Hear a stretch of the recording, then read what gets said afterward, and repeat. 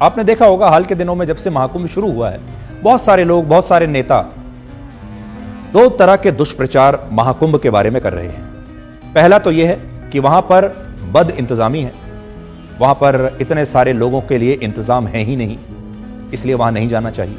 और दूसरा, स्नान करने वालों के जो बड़े बड़े आंकड़े बताए जा रहे हैं, ये आंकड़े भी गलत हैं। तो सही क्या है आज मैं आपको बताऊंगा, और जो मैंने अपनी आंखों से देखा मैं आपको बताऊंगा। कई लोग जो हैं वो कहते हैं कि सनातन धर्म लोगों को जातियों में बांट देता है, लेकिन जब मैं महाकुंभ में गया तो घाटों पर हजारों लाखों लोगों को स्नान करते हुए देखा, और ये लोग अपनी जातियों को भूलकर सनातन धर्म और उसकी परंपराओं का पालन कर रहे थे। मुझे शायद ही कोई ऐसा व्यक्ति मिला हो जो अव्यवस्था या असुविधा से परेशान था। सबसे अच्छी बात यह थी कि अगर आप एक बार महाकुंभ में पहुंच गए, एक बार मेला क्षेत्र में पहुंच गए, तो आपको ना खाने पीने की चिंता करनी है और ना ही वहां पर रहने ठहरने की चिंता करनी है। आज महाकुंभ में अधिकतर संख्या उन लोगों की है जो इस बात से खुश हैं कि उन्होंने कुंभ में आने का उन्हें सौभाग्य प्राप्त हुआ। वो सोच रहे हैं कि उनके पुण्य और भगवान का आशीर्वाद भी रहा होगा उनके साथ कि वो आज इस महाकुंभ में आ पाए।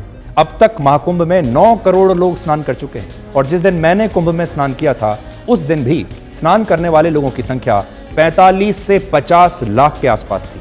तो सोचिए, ऐसा कैसे कहा जा सकता है कि कुंभ में भीड़ नहीं है? और ये बड़े बड़े जो आंकड़े हैं ये फर्जी हैं। मैंने जो देखा वो ये था, बहुत भीड़ थी और सब लोग ये पवित्र स्नान करने के लिए वहां पर आ रहे थे। सवाल बड़ा ये है कि क्या आपको वहां जाना चाहिए या नहीं जाना चाहिए? तो मैं कहूंगा बिल्कुल जाना चाहिए। 144 वर्षों के बाद आपको एक बार मौका मिल रहा है। क्या महाकुंभ में स्नान करना चाहिए? बिल्कुल करना चाहिए। क्या वहां बहुत बड़ी असुविधा आपको हो सकती है? इसका जवाब है नहीं।